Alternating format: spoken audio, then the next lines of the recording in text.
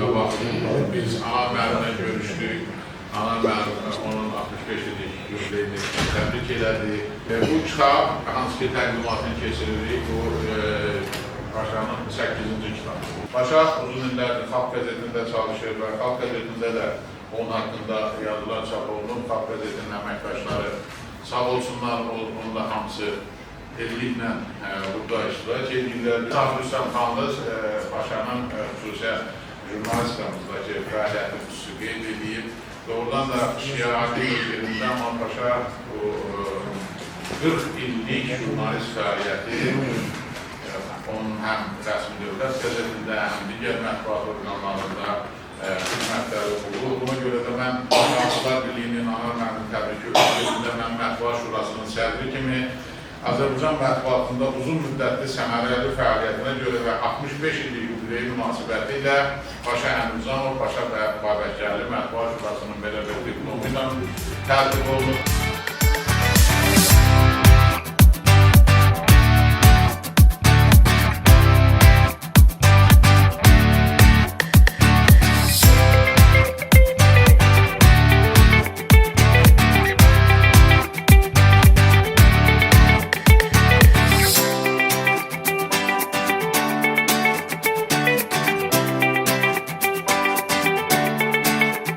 Şeirler kitabında tarihin yolu taşıdı.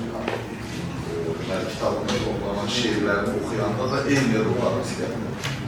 Hətta Qarabağ haqqında, Şuşadan, Xocalıdan yazdığı şeirlər və poemalarda da ümumilli dərdlərimizi, problemlərimizi xatırladanda da yenə də bir optimizm, bir işıq, bir inam sabahki günə.